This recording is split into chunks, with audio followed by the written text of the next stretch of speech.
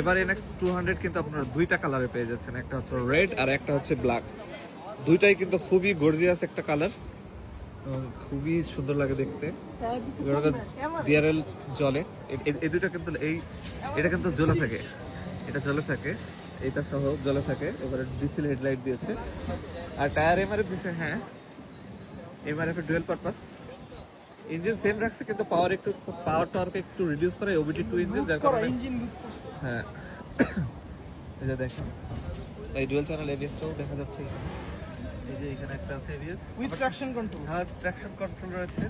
আর এর প্রাইস কিন্তু 3,15,000 টাকা। দুইটা কিন্তু গর্জিয়াস লুকে দেখতে যাচ্ছে, পুরো সর্বময় সেই লাগতেছে। এটা তো উঠলে কিন্তু সেই একটা ফিল দেয়। আমি নিজে পার্সোনালি চালাইছি এবং চালানোর পরে আমার কাছে কিন্তু যথেষ্ট পরিমাণে বেড়ার ফিল দিয়েছে। 3,15,000 আর কি লাগে, এটাই তো অনেক, বহুত কিছু।